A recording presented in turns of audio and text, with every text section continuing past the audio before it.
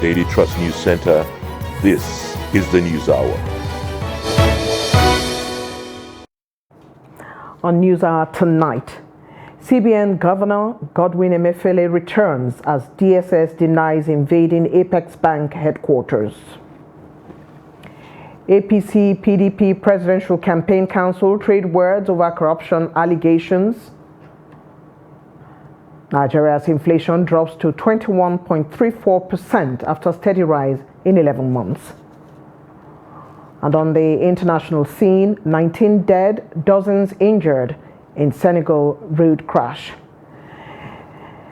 Hello and welcome to Trust News Hour on Trust TV. I'm Eugenia Abu. The governor of the Central Bank of Nigeria, CBN, Godwin Emefiele, has vowed to keep performing the tasks President Muhammadu Buhari directs him to. The Apex Bank governor said this in a statement which the bank issued on his behalf on Monday evening. In the statement entitled, CBN Governor Emefiele resumes duty after annual leave, and signed by the Director of Corporate Communications, CBN, Osita Wanisobi, the governor said he is back with renewed vigor. The statement said Emefiele remains committed to performing the task before him in line with his oath of office and the policy direction of President Muhammadu Buhari. Meanwhile, reports had emerged earlier in the day that the DSS invaded the CBN and barred staff from accessing the governor's office. But in a swift response, the Directorate of State Services, DSS, denied media reports that its operatives invaded the headquarters of the Apex Bank and arrested the governor. The DSS, in a statement by its public relations officer, Peter Afunanya, described the reports as fake and misleading. Daily Trust Deputy Business Editor Sunday Michael joins us in the studio now to discuss the return of the CBN governor. Thank you for joining us, Sunday. It's my pleasure, as always. Well, let's start by talking about the apprehensions over the long absence of the governor, giving rise to all kinds of rumor.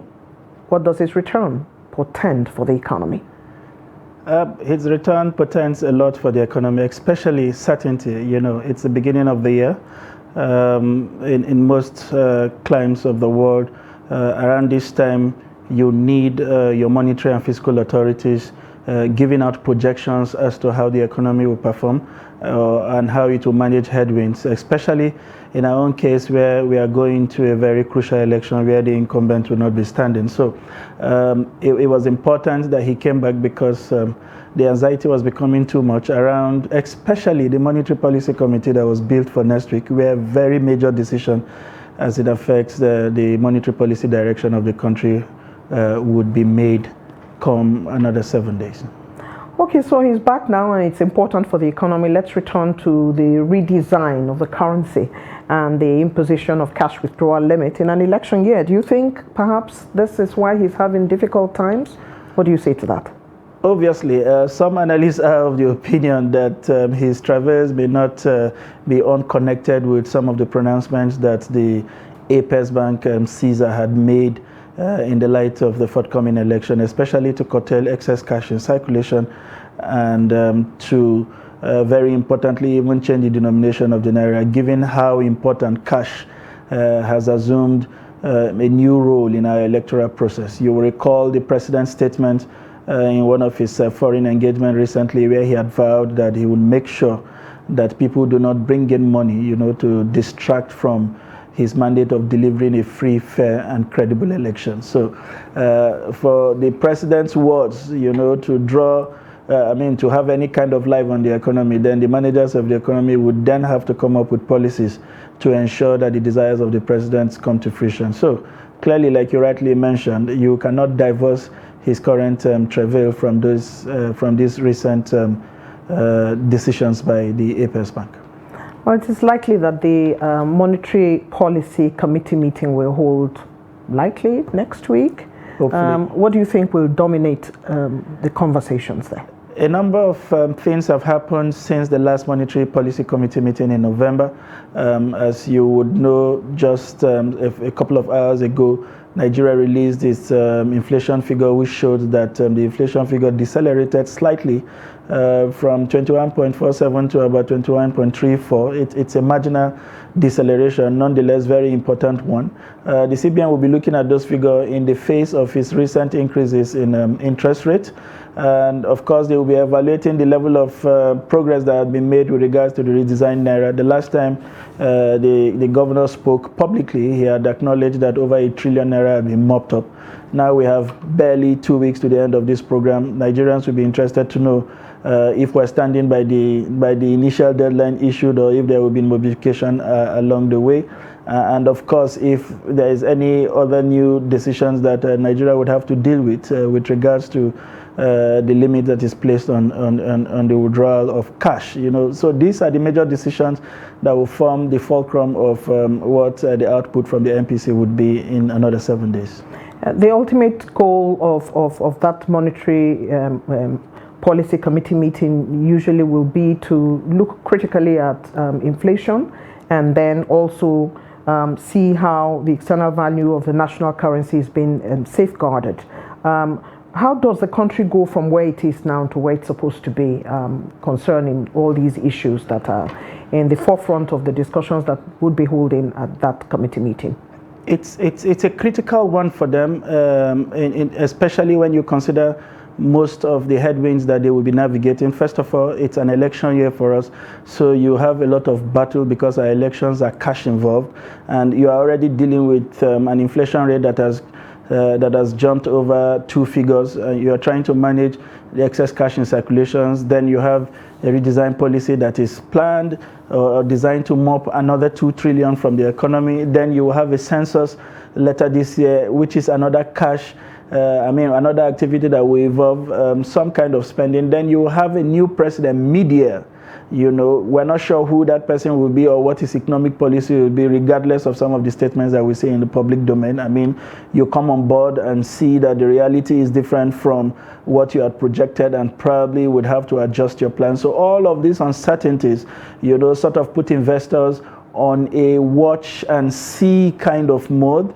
So not much will be happening in our stock exchange, not much will be happening with regards to foreign direct investments until it becomes clear who the next president is. So much uncertainty. And you would recall that the Bretton Woods, the IMF and the World Bank had projected that over half of the world populations will be in recession.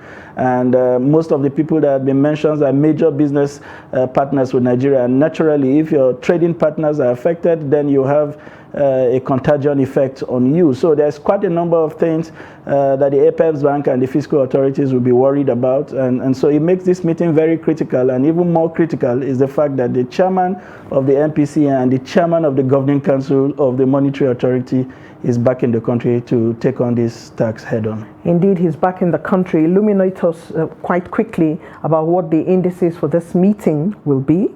And finally, perhaps you can talk to us about whether interest rates are still going up. Well, the Apex Bank has hinted that they will continue to raise interest rates to discourage further spending, especially as they expect politicians to release more money into the economy as we approach closer the election date. So analysts are unanimous in their thinking that they expect a further rise, maybe very slightly from what it was, 16.5 to maybe about 17%, which would be a raise of another 500 basis points. And so the hawkish stand, which is likely to continue to mop of the central bank, would continue perhaps until after the elections, and they begin to look at what had happened over a number of meetings, and then they would decide whether to then hold or to then moderate. But right now, it appears clearly that the only direction that they are headed is to mop. To mop. And I want to thank the Deputy Business Editor of Daily Trust, Sunday Michael, who has joined us and thrown more light on what we need to look at, what to expect, and those areas we need to understand. Thank you so very much, Sunday, for joining us on News Hour tonight. Thank you very much. Thank you. The Tinubu Shetima Campaign Organization has called for the arrest and prosecution of the presidential candidate of the People's Democratic Party, PDP, Atiku Abubakar, for alleged money laundering and breach of the Penal and Criminal Code.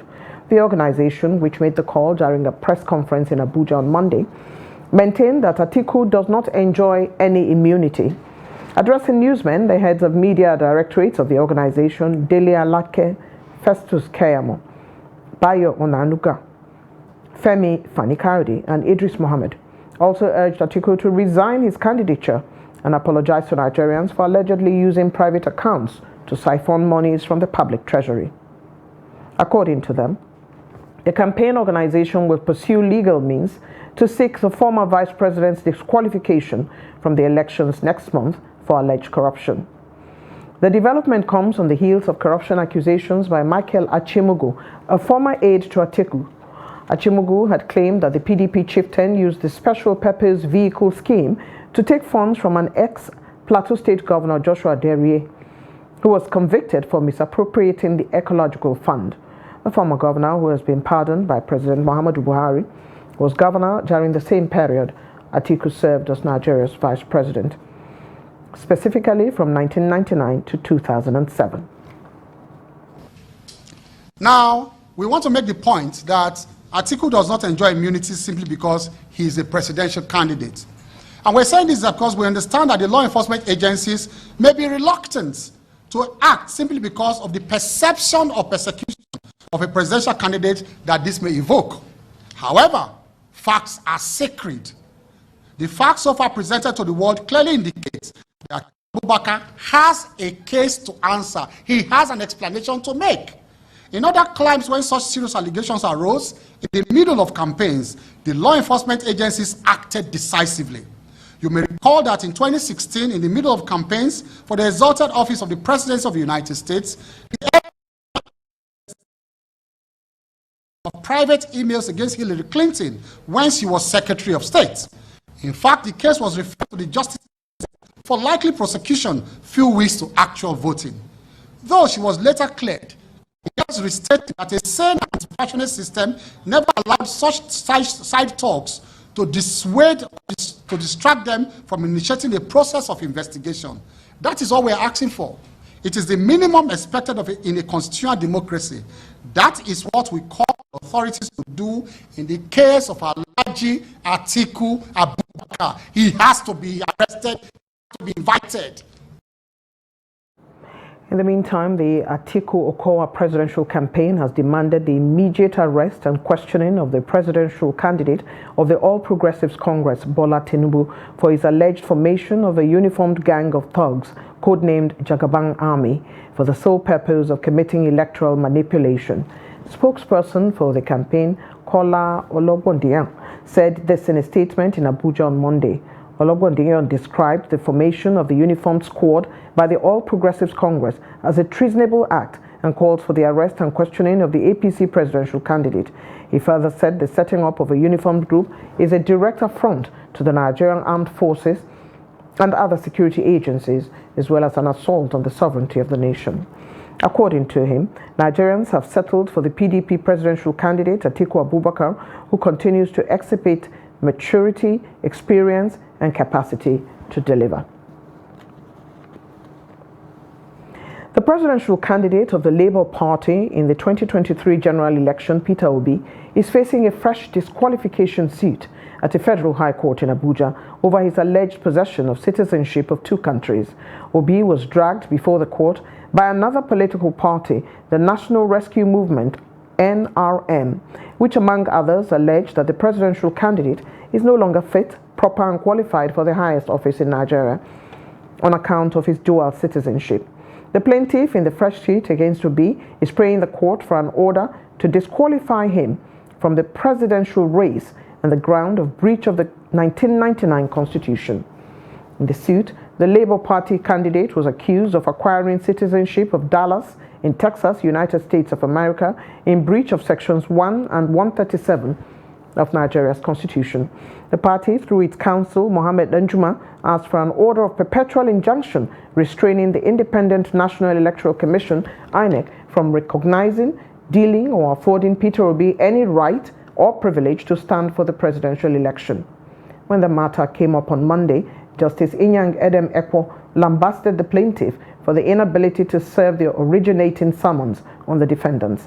Justice Ekwo thereafter fixed February the 10th for mention of the suit and threatened to strike out the case should the plaintiff fail to serve the court process on Peter Obi before the adjourned date. In the meantime, the presidential candidate of the Labour Party, Peter Obi, says he will declare war on the power sector if elected president in the forthcoming February election. Obi said this on Monday while speaking at the Chatham House in the United Kingdom while answering questions on how he intends to revive Nigeria to make the country attractive and inviting to foreign investors. The LP candidate said putting regulations in place that will make investment conducive will go a long way to resolve the challenge. Hailing the integrity of his running mate, Datti Baba Ahmed, Obi noted that Datti has a record as the only National Assembly member who refused to buy property of the government when it was offered to every National Assembly member. The presidential candidate of the Labour Party assured that he will discuss with agitators in the country in order to unite the nation and forge a common goal.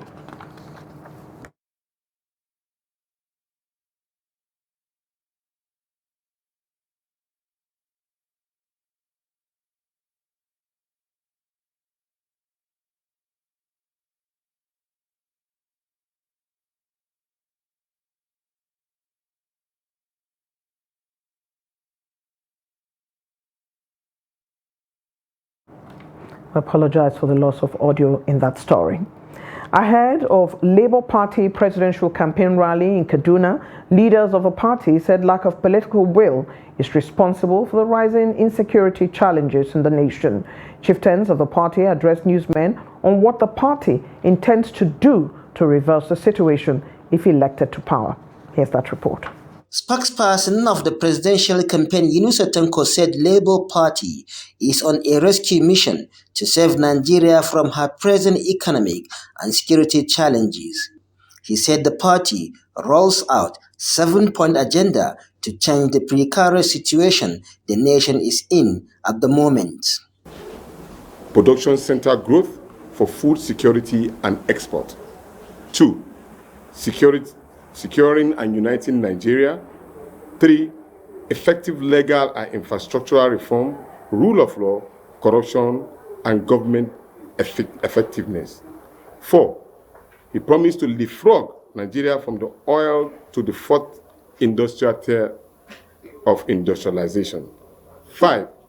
He's going to expand physical infrastructure through market-driven reform, unleashing growth, enabling entrepreneurship, and market-creative innovation. The party blames successive government for not doing enough to address unemployment and economic woes. The only problem that we have that it is not going is the political will for the previous administration to ensure that they do it. And it is, honestly, to me, I take it as wickedness. They don't like the people, they don't like the masses, to be gainfully employed. And that is what brings us to the present insecurity, where people are not being employed and they find employment and they find a better way of, sustaining themselves, even if it is an evil way. So if you want to curtail this issue of insecurity, the first thing you're supposed to do is first to work on the mindset of Nigeria. Mindset of Nigeria will bring in a decent and an inclusive ticket first. Because if you bring a ticket that is going to start dividing Nigeria right from you becoming a candidate, that's when you are going to create a serious problem. While assuring of massive mobilization, they said all is said for the party's presidential campaign rally in Kaduna. Bello Musa, Trust TV News, Kaduna. And still talking politics, the presidential candidate of the New Nigeria People's Party, Rabiu Kwankwaso, has charged candidates of the party to galvanize grassroots support across the country to enable the party emerge victorious in the coming polls. Kwankwaso, who gave the charge in Lafia as a North Central zonal rally of the party, said the NNPP has already put structures in place to make its presence felt in all the nooks and crannies of the country. The presidential flag bearer said the only thing the party needs to do is to aggressively campaign for grassroots votes and promise to embark on robust projects that will be of benefit to the common man.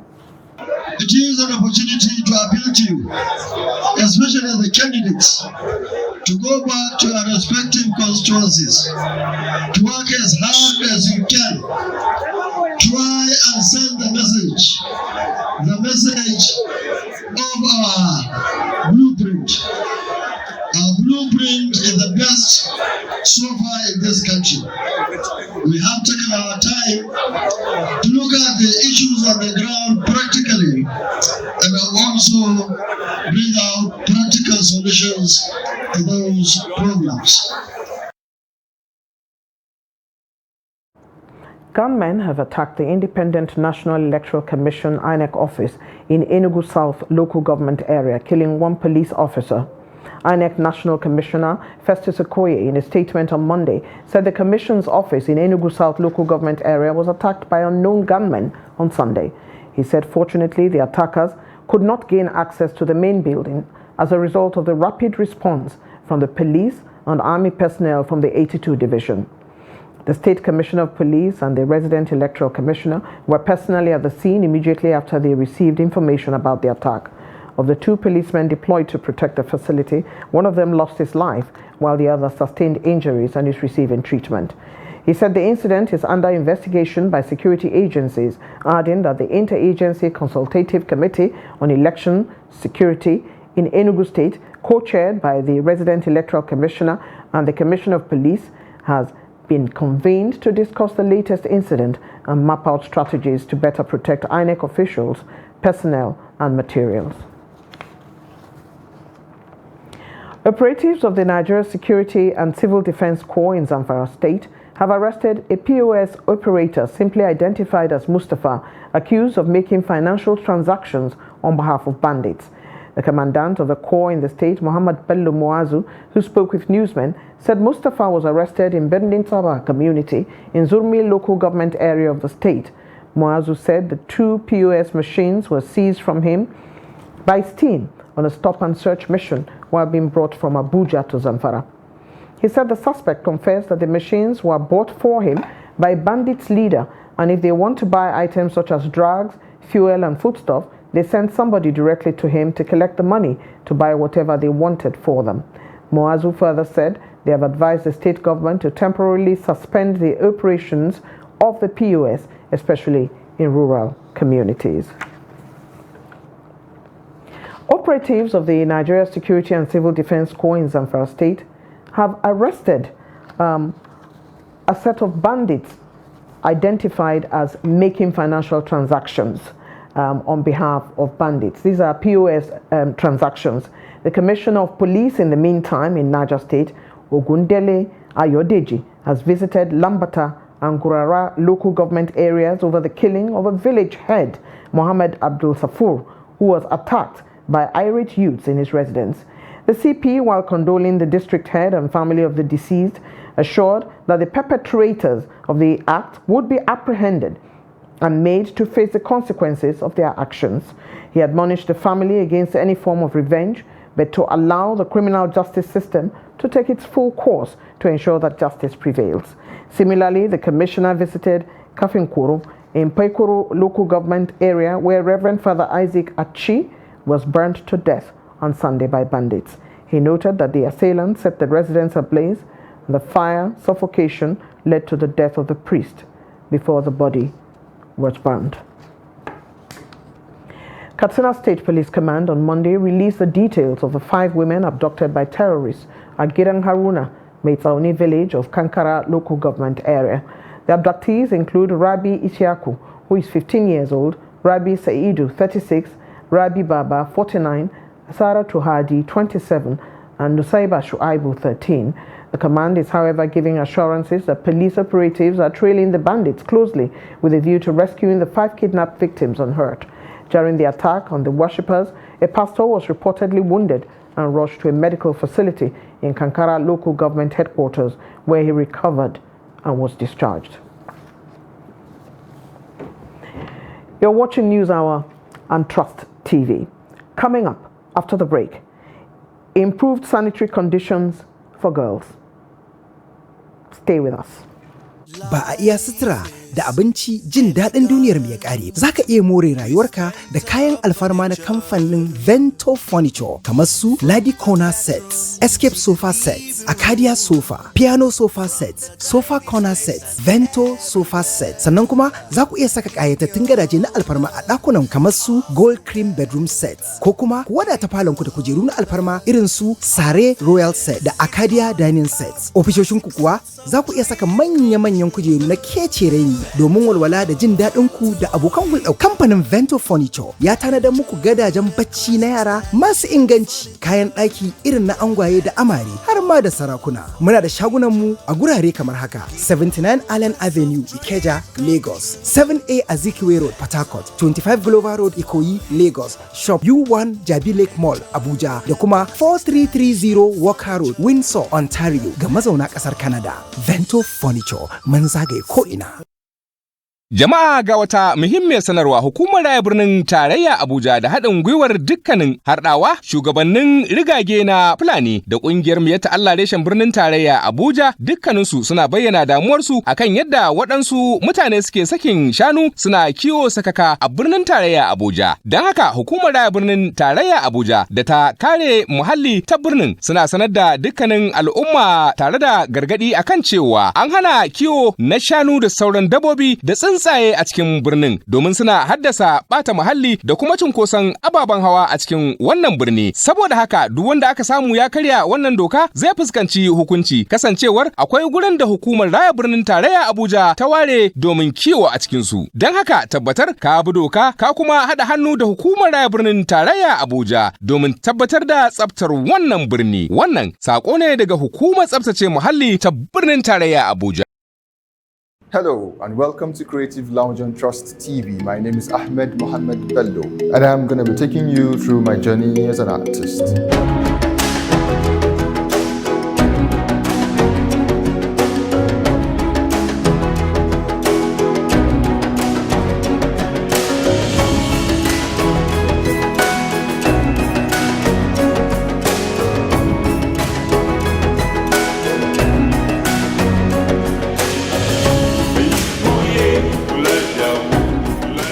Daily Trust presents 20th Daily Trust Dialogue. Theme: Interrogating the 2023 Presidential Agenda.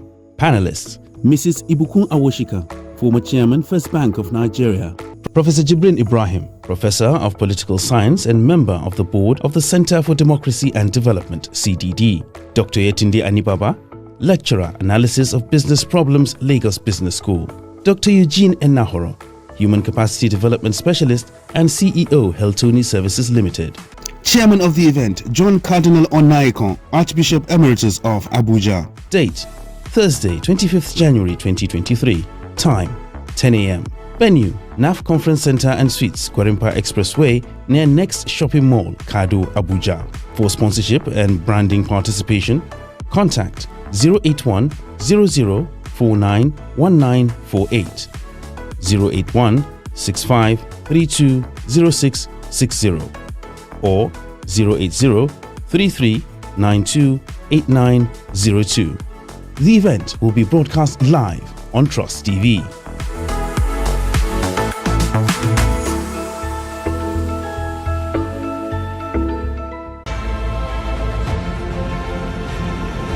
Now, as part of efforts to support Africa's goal of strengthening... Now, looking at the activity chart, as you can see right here, a total volume of 130... Created a Boko Haram crisis that at that time was restricted to Yobe. How secured are they? You can see security men with blood. This is the road leading up to the... Already, if you look at English squad, you are looking at EPL, you are looking at their names. You are not looking at...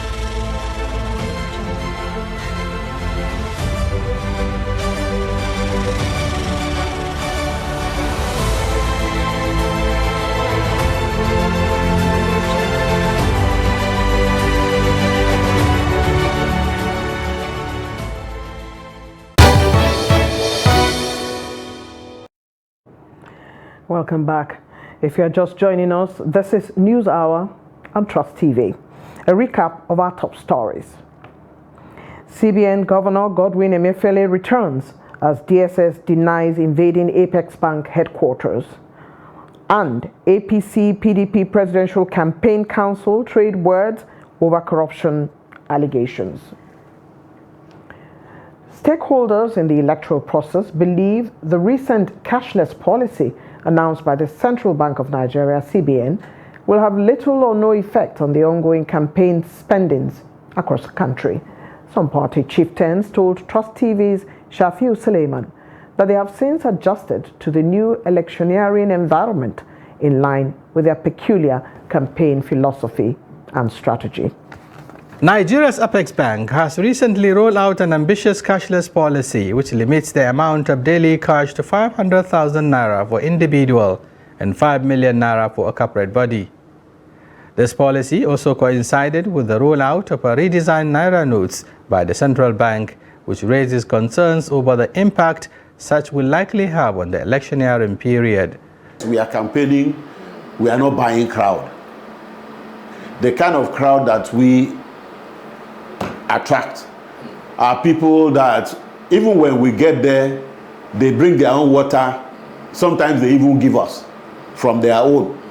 Essentially, campaigns and elections goes beyond the election days. So much happen before leading to the day of elections. There are a lot of logistics in terms of travel, in terms of hotel accommodation, in terms of feeding, in terms of engaging, meeting halls and all of that. Stakeholders say, though the cashless policy will limit the amount of cash used to mobilize party officials on the day of election, it may not affect payments of logistics needed to organize campaign rallies and other spendings that could be done electronically. It can be cashless. Right now I'm attending a meeting in a hotel. That payment can be done to the hotel through electronic process.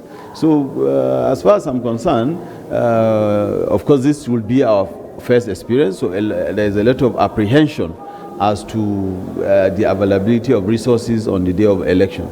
But by and large, so far, like I have said, chunk of these resources are spent days before elections, months or weeks before elections. We just enter normal contracts. We hire a bus, we buy plane tickets, we sleep in hotels, we hire canopies, we hire chairs, maybe sound systems, public address systems and things like that. All these are formal engagements, things that you can enter into formally and pay online. As Nigerians go to the poll a few weeks from now, the new CBN cashless policy, which comes on the heels of reforms in the electoral process occasioned by the introduction of bimodal voter accreditation (VBAS) and INEC result viewing portal (IREP), there is significant hope amongst Nigerians of credible and transparent electoral process. Shafir Suleiman, Trust TV News, Abuja. The presidential candidate of the People's Democratic Party, PDP, Atiku Abubakar, has visited party supporters who were involved in a ghastly motor accident along Pangshin Jos Road. They were returning from the zonal flag-off campaign of a party which held in Pangshin Town, the Pangshin local government area of the state. According to the Public Enlightenment Officer of the Federal Road Safety Commission in the state, Peter Yakubu, the accident claimed 16 lives and left 82 others injured.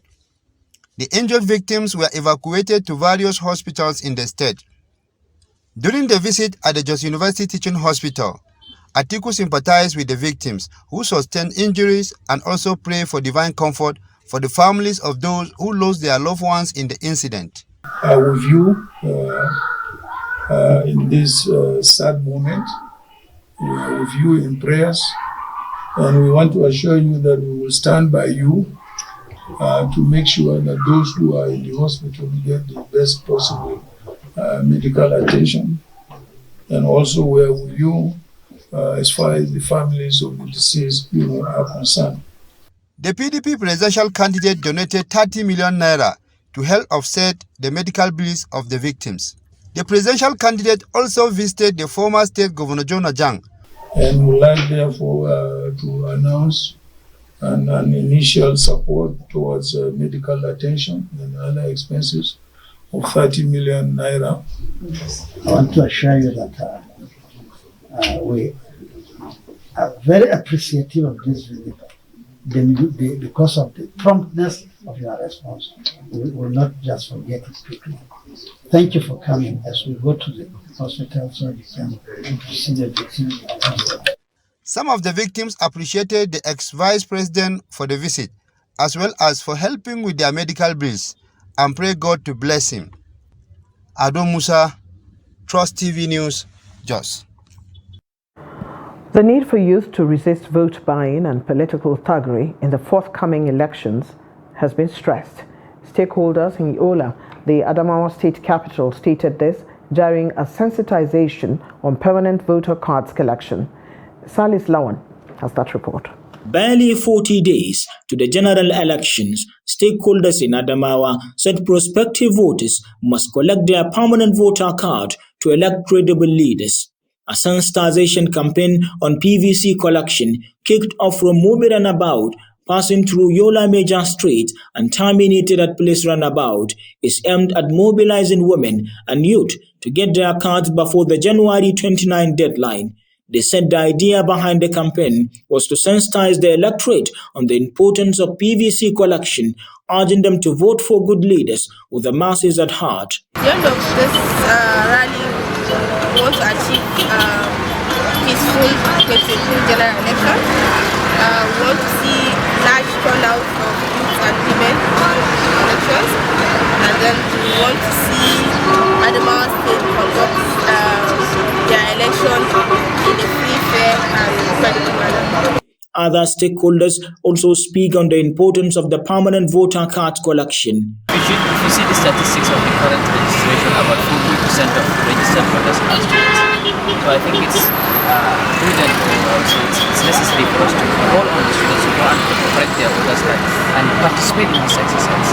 And as is made, the current situation of this country, the students are at a disadvantaged place. So by voting, we can also regain our stake in the society, and we can also fight for our rights.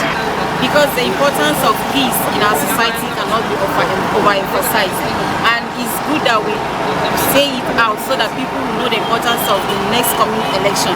We should do it in conduct the election in peace, and peace will be the yardstick of our development in this country. Religious and traditional leaders were also present during sensitization and awareness campaign. From Yola, Salis Lawan, Trust TV News.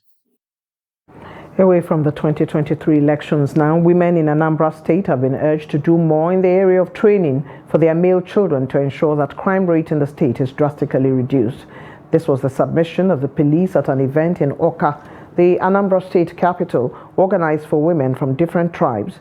Addressing the women, the Commissioner of Police, Anambra State, Echeng, represented by his Public Relations Officer, Ikenga Tochukwu, urged women to educate their children on the need to stay away from crime. The women, in their response, said crime fighting is a collective task for all stakeholders. You, as a mother, when you are busy training your female child on how to be a good wife, on how to be a good mother, you should also remember to train your male child. If we put more effort in training our male child, you see that the crime rate that we are experiencing today will go low. Women should not abandon their primary responsibility of taking care of the home. Those miscreants causing confusion in the state were born by women. When you do not train your child very well, this is what the kind of thing you will say. To train both children, both girl and boy, you have to train them well, to give them education, to get respect to elders, train both boys and girls. The arraignment of Drambi Vandi, the policeman accused of killing a Lagos-based lawyer, Omobolanle Rahim, on Christmas Day last year, has begun at a Lagos High Court sitting at the Tafawa Balewa Square. Vandi was arraigned on a one-count charge of murder before Justice Ibirunke Harrison. He pleaded not guilty to the charge. The arraignment, which was scheduled for 9 in the morning, was initially delayed by the late arrival of Vandi's lawyer, Adetokunbo Odutola.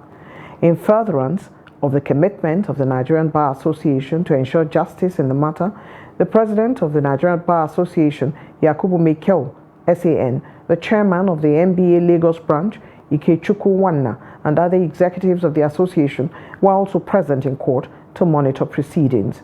Vandi, an assistant superintendent attached to the Ajiwe police station in Aja, Lagos State, allegedly shot Bolanle Rahim while she was returning from an outing with her family members on Christmas Day. Makurdi residents have called on the media to step up awareness creation against human rights violations in Benue State. This is due to the rising cases of abuses in the state, especially as political activities heighten ahead of the 2023 general elections. Jimmy Azande now reports.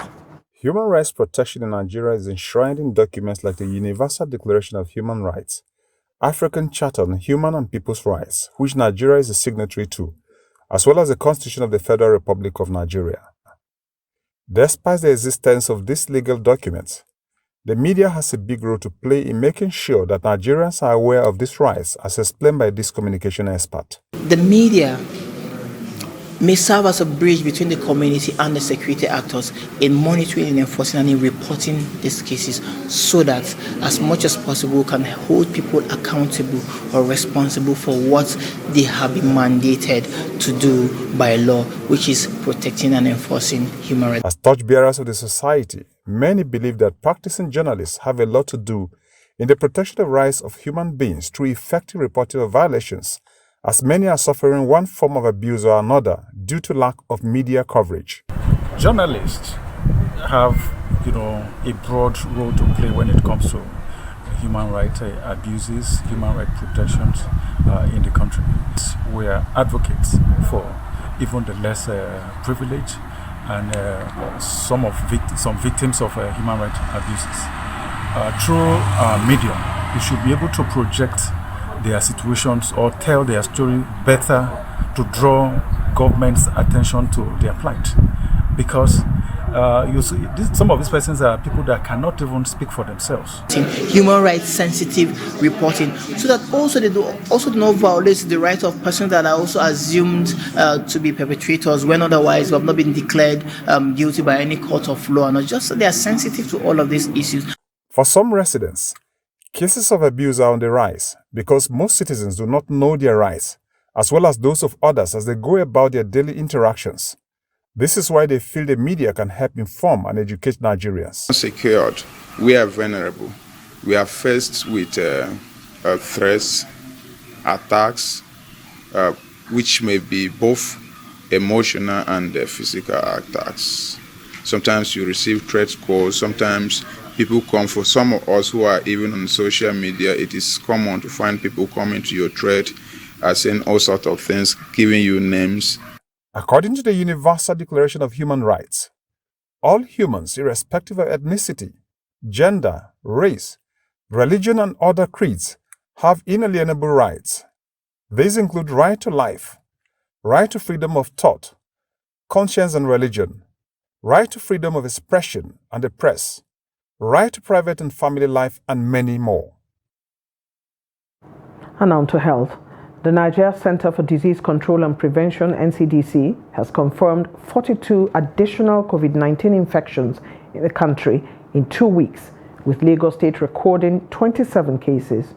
The NCDC made this known via its official website on Sunday. NCDC said that Edo, Kano, Nasarawa, Kaduna, Plateau, and the Federal Capital Territory contributed the remaining figures. The health agency said that the new cases brought the country's total of COVID-19 infections to 266,492. It said that the cases were recorded between December 31st, 2022 and January 13th of 2023. According to the report, the NCDC confirmed that the country recorded 29 new cases from January 7th to 13th, and the new cases are reported from Lagos, 15, FCT 5, Kano 4, Nasarawa 3, Kaduna 1, and Plateau 1. The need to tackle poor sanitary hygiene, which has been identified as the major cause of life-threatening diseases amongst women and girls, has again been emphasized. This was the focus of discussions at a symposium organized for secondary school students in Isheyin, an agrarian community of Oyo State. Here's that report. Adolescent girls face a wide range of challenges, some of which may affect their chances of completing their education. while others may compromise their sexual and reproductive health.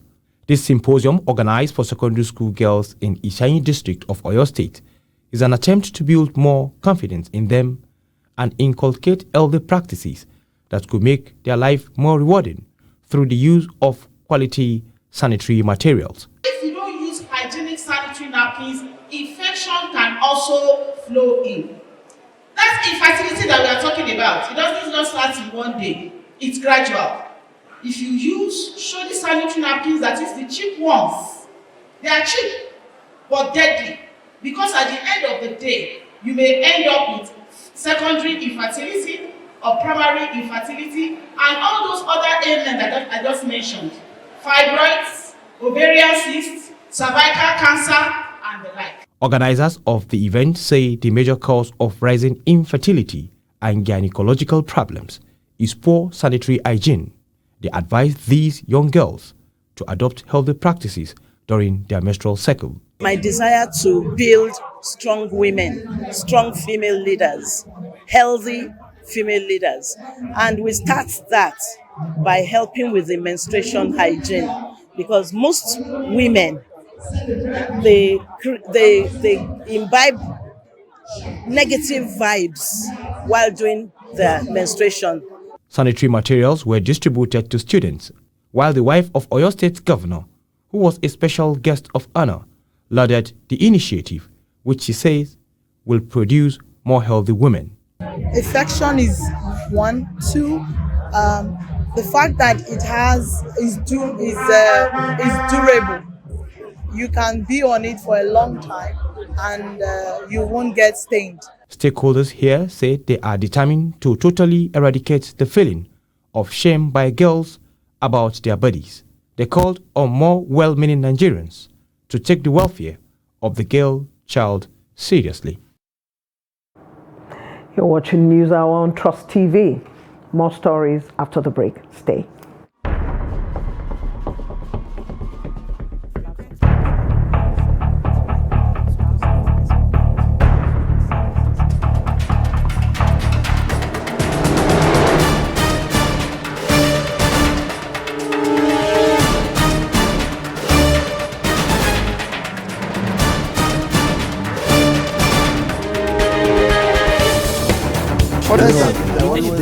That's great.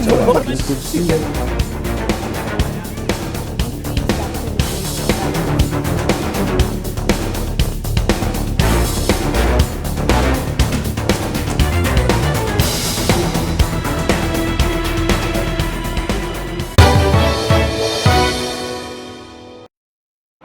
Welcome back. The National Salaries, Incomes and Wages Commission says it has initiated the process for the review of the national minimum wage. The Commission's head of public affairs, Emmanuel Njoku, said this in a statement on Sunday in Abuja. Njoku said as part of the process to review the minimum wage, which would be due in 2024, the Commission had held a series of meetings and trainings towards a nationwide monitoring of the Minimum Wage Act 2019. He said the monitoring build to begin on January the 23rd would help ascertain the compliance level of public and private employers and organizations. According to him, the monitoring team will, among other things, inquire if employers keep adequate records of wage and conditions of service of employees.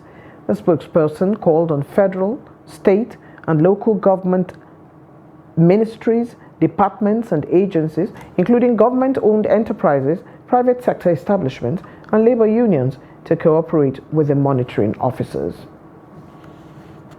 Some business now. Let's join Chamun Dabeng for business news.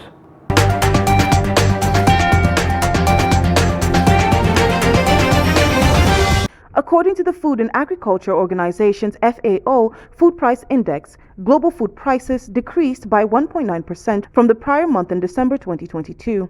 The Food Price Index, which tracks monthly changes in the international prices of widely traded food commodities, also averaged 132.4 points in December, 0.1% lower than its value a year earlier.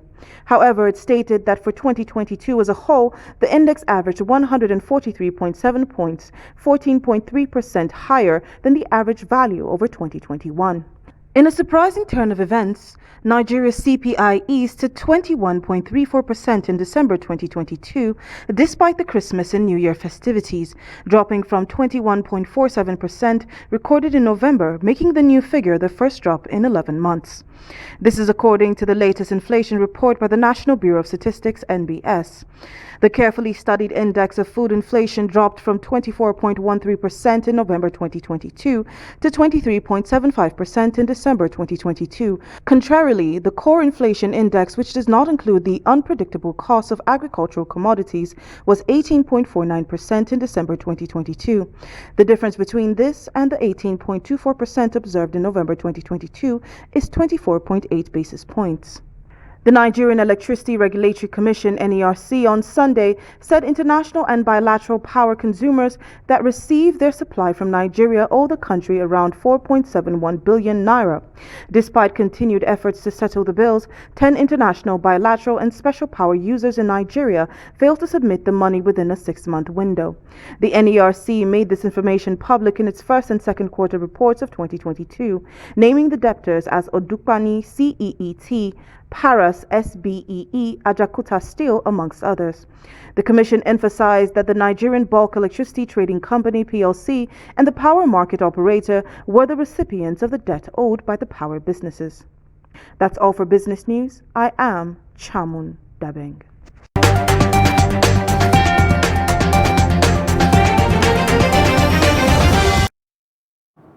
Thank you, Chamun, for bringing us up to date. On the foreign scene, at least 19 people have been killed and 24 others injured in northern Senegal after a collision between a bus and a truck. Colonel with the National Firefighting Service, Ange Michel Diatta, said the accident occurred early on Monday morning near Sakal in the Louga region. The bus collided with a truck on the number 2 National Road as it swerved to avoid running over an animal. It added that the injured were taken to the regional hospital Amadou Sakir Mbaye. President Macky Sall sent heartfelt condolences to the families of those killed in the accident, adding that the incident shows the need to strengthen road safety measures in the West African country. And at least 10 people have been killed and dozens of others wounded in a bomb attack during a service at a Protestant church in the Eastern Democratic Republic of the Congo, DRC.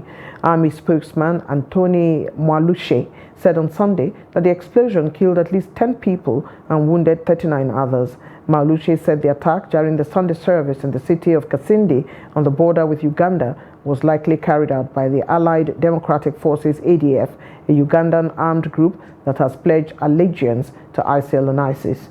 Later on Sunday, the ISIL group claimed responsibility for the attack. The ADF began as an uprising in Uganda, but has been based in the DRC since the late 1990s. Time for sports now. We join Adeni Ajishafe for sports news.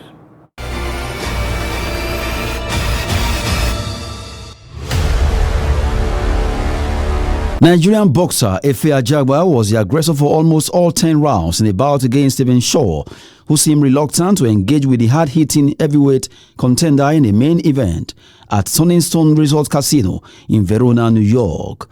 Judges Eric Malinsky, John Mackay, and Don Tunella scored the encounter identically, 96-94 for Ajagba. Ajagba kicked off the year with a win, and it's now 2 wins from 2 since his defeat to Frank Sanchez, as he looks to put his only professional loss behind him. Ajagba at 17-1, 13 knockouts, won a second straight fight since Sanchez beat him. Cuba Sanchez, 21-0, 14 knockouts, dropped Ajagba in the 7th round and comfortably outpointed him on all 3 scorecards in a 10th round in October 2021 at T-Mobile Arena in Las Vegas. And in football, the match day 1 of 2023 Nigerian Premier Football League season held over the weekend had the City Stadium in Awka hosting Abia Warriors, who secured a 2-0 win over Rangers International of Enugu. Bello Lukman gave Abia Warriors the lead in the 41st minute before Monday Yakubu sealed the game in the 98th minute. Wiki Tourists also suffered a 0-2 home defeat to Niger Tornadoes, with Idris Seidu and David Okoromi scoring for the away side. In Jos, Plateau United turned around what will have been the greatest shocker of the week as he rallied back from a 1-3 down to draw 3-3. Joshua Akpan pushed Shooting Stars ahead in the 6th minute before Onyebuchi Ifeanyi equalized in the 8th minute. Antonio Kachi restored Shooting Stars' lead in the 15th minute before Akintunde Aziz made it 1-3 in the 65th minute. Ifeanyi made it 2-3 in the 72nd minute before completing the comeback in the 88th minute. Defending champions Rivers United relied on a late-minute penalty from Kenneth Chukwuagu to beat hard-fighting Lobby Stars 2-1 at Adokia Meka Stadium in Port Harcourt. Dakada FC of Uyo, Sunshine Stars of Akure, Gombe United and Shooting Stars of FC of Ibadan were in the mix, recording draws while putting in decent shifts on the road. Match day 1 recorded 4 away wins, 4 draws and 2 home wins, the total of 24 goals.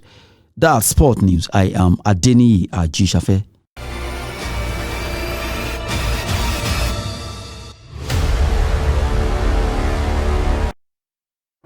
Shocks, upsets and triumphs in Sports News with Adeni. Thank you, Adeni. And with that, we have come to the end of the Trust TV News Hour tonight. Also, don't forget to follow us across all our social media platforms. It's been a pleasure having you join us tonight. I am Eugenia Abu.